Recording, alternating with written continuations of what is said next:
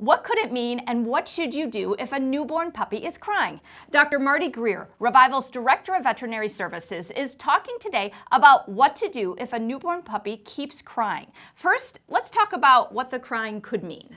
Well, just like with a kid, crying means for some reason they're unhappy. They could be too hot, they could be too cold, they could be hungry, the surface could be wet. There's a lot of reasons that puppies are going to be upset. So we want to start off with some troubleshooting. Okay, now sometimes the newborn puppy is crying after eating or while feeding. What could that indicate? Well, before you feed, the first thing you have to do is take their temperature.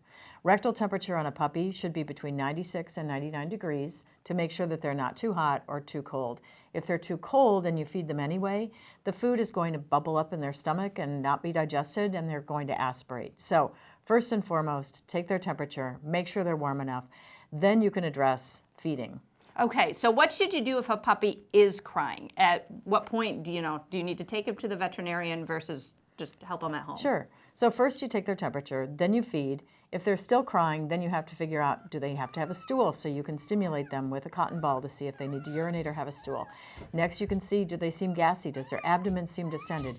If that's the case, then you can use some simethicone drops. So there's lots of things you can do at home first.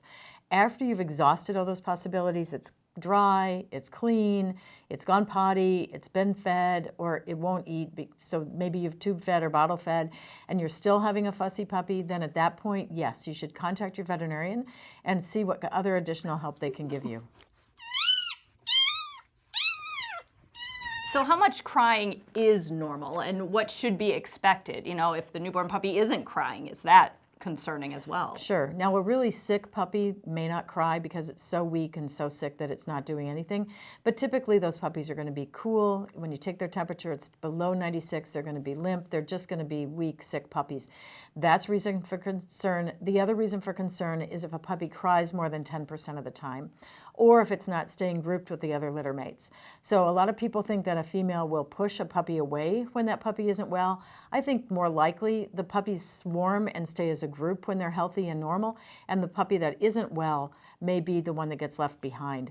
So I would be looking really hard at the puppy that's off to the side, off by itself, and doesn't seem to be with the group of puppies swarming. When mom is moving, the puppies are going to be moving as well.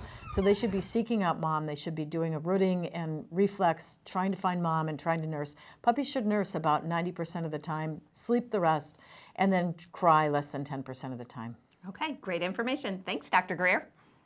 Hi, if you're watching on YouTube, consider subscribing to the Revival Animal Health YouTube channel. If you have a pet health question, call our pet care pros at this number. And don't miss our other pet health videos.